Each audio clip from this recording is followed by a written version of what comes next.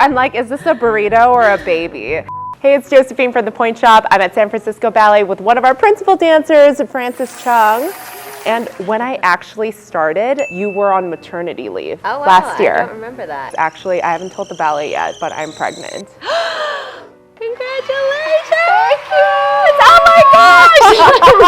Thank you. Wait, how many months are you? Okay, I'm 25 weeks. What is that? 6 months. Wow. So You don't look her. No, Oh, girl. I'm like, is this a burrito or a baby? This awkward phase when everyone's like, is she just letting herself go? I had no idea. Oh, I've been wearing the same sweater for I have that sweater. That was the main reason why I wanted to do this like point shoe hack / like give Josephine some mommy advice. I saw a video of you when you were pregnant 25 weeks and you were doing fouettes. Oh, yes. And I was like, oh my gosh, I can't even tie my shoelaces. I can't sit with my legs closed. And you're doing like fouettes. Now I have so much more of an appreciation. The first trimester is the hardest. It was really hard. I feel like once I entered into my second trimester, I was like, yes. But didn't you lose your balance? Like, how was your balance? You know what? My tendency is always to fall back. So I have to say, every time I'm pregnant, I become a great turner. And then I have my baby, and then it's all down the drain from there. That is so crazy. The proprioception that you have to like manage through. Yeah, I feel very on my leg when I'm pregnant. It's wild. That's insane. Did you have to change your shoes at all? No, actually. And it's true. I feel like generally your feet grow with pregnancy. Yeah, I don't know. Maybe I'm just wearing really tight shoes. You do, because you're like, what, a 7? I'm a 7. Yeah, but these are only a 5. Yeah, it's very tight. Okay, so your baby daddy, how did you know that you wanted to have babies with him? We talked about it before we were married. He's hot, by the way. Oh, God, stop. You're hilarious. I was like, Francis, girl, high five all around. I mean, besides his beautiful jeans, how did you know? How did we know? I don't know. When you just find the right person, right? I feel like I'm like that. I think my whole life, I was like, I think I can go without having kids. Like, that's one sacrifice in my life I can make. But then, like, once I met my partner, I was like, I can do it just with you. I've always wanted children, and he was kind of like, oh, I don't know. He wanted to be dang. Dual income, no children. It's funny because actually, after we had the first kid, he was like, we can have more. And then after the second kid, he was like, we can have more. And I'm like, oh no. 2 and done. I mean, he's super dad, really, because we're here all day, every day, 6 days a week. And he's taking care of the children while I'm here. That's awesome. He's amazing. I know that you have like a very short off season. Was like timing a factor? Oh yeah, there is not a good time. As a dancer, there's never a good time to have a child. So I was talking to one of the other dancers and they're like, well, if I want to have kids, then it's like, I have to get pregnant on month blah, blah, blah, because then I will have a kid when I go into layoffs and then I can take this year off. There's all these like mathematical factors. You know, in all honesty, I was ready to have my first child because I was so tired from dance. It was a time in my career where I think I was just like, I need a break. So that was the moment. Did you have Forrest during COVID? He was 6 months old when we shut down and had time at home. So it was amazing. I got to see him crawl, walk. We went to the park every day. It was actually like a really wonderful time for us. You know the ballet mom boom? Yes, like during COVID, everyone was like, we're having a baby. But I think that's also very sad. Because like you're at the point in your career, you're so secure, everyone loves you, everyone knows who you are, so you can have a kid. But I think this is like a really difficult question. And honestly, like I always felt really scared to have a kid because I'm like, I work 7 days a week. There is no way that I am having a kid and taking that time off.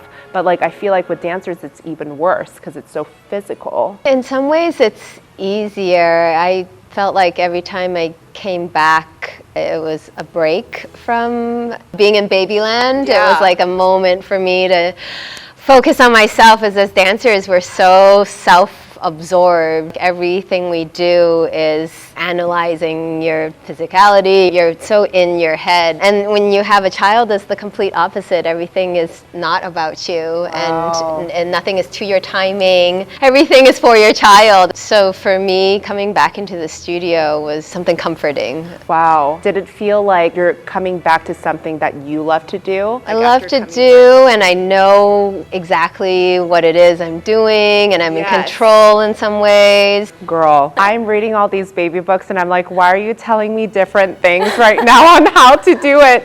So it's like there's so many different philosophies and like different ways to be a mom, and I feel like with dance it's like a tendu is going to be a tendu. Right, exactly. A pirouette is going to be a pirouette. Right. I feel like it's so mathematical that way. There must be some comfort in that. Yes. With like babies, I'm like, I will do my best, but you could, I don't know, grow up to be a serial killer. Please don't, please. When you become a mother, and you're a mother already, your scary. brain is, you think of everything. I'm not a jealous person at all, but I've never been so jealous of my friends in my entire life that they have maternity leave. It's so great they're allowing this time, and like I think it's honestly the best time in history in the United States to be a mom. Of course. Okay, so I want to talk about being a baby mama forever. But okay, so let's take a look at some of your pointe shoes. You're still kind of experimenting with the darning process. And pointe shoes are so different with every pair already, and then you add the darning factor, and that's just another detail that you have to worry about, and I'm not sure if I like that or not, so I may or may not continue darning. And then you sew your elastic pretty far back. There's only 4 stitches here. How long does it take you to sew on your elastic? I'm usually watching something while I sew. If I'm really focused, I could probably do it quite quickly. I do 4 stitches on everything. But you also don't wear it for that long. A lot of dancers, I just tell them to sew it more because they're gonna wear it for 3-4 months. So it could come off, but this looks pretty sturdy. So you sew your ribbons a little bit further from your arch. I do, because granted, I don't have much of an arch, let's say. But when I'm on flat, the ribbons kind of loosen. On the inside, it's slightly back, and on the outside, it's slightly forward. Oh, interesting. So this obviously doesn't matter if you're wearing stretch ribbons, but satin ribbons tend to bunch a lot. So this is actually a really good trick. So the inside goes a little bit further back, and then the outside is a little bit forward. When you first go on pointe, they typically tell you to put the ribbons right where the arch is so that it pulls up the fabric. Depending on where your arch breaks, how your ribbons are going to sit on your foot is going to be very different. What I noticed instantly with Frances's shoes is that this part is cut so low. Did all the French people at Repetto like yell at you? Because like they hate this. Really? Is it more difficult? Well, it's not. They're just like, why do Americans cut their shoes down so low? Oh, really? It's an American thing? I guess. I do it because my feet look better in the shoes. You want to see the arch as much as possible. Exactly. When you look at your foot from the side, there's low profile and high profile foot. Lower profile foot, if it's skeletal and there's no fat on top of your foot, it gets eaten up by the shoe. When there's too much fabric, it's just the whole thing is a shoe instead of showing off your foot. So cutting this down is an illusion to make your foot look prettier. A lot of dancers in training though, when you have a shoe that's cut down this low, they typically have a hard time keeping the shoe up. If you notice her shoes, her newer shoes versus the shoes that she has worn, it's very flattened out. When you get your shoes, do you typically just step on the box? I actually put them through a door, this part through the door, do a little clamp, kind of diagonal and diagonal. Oh, little wow. clamp, clamp, clamp. To get a little bit more width? More width just makes my foot like one, it's a better line. Yeah, so a lot of the pointe shoes, you'll notice it comes a little bit narrower and higher. If it squeezes you on the sides of your foot and you see a little space between the foot and the shoe, that's a good trick. If you flatten out the shoe, it's going to mold to your foot a little bit better. So this is a brand new shoe. You can see a little bit of space on the top. I can feel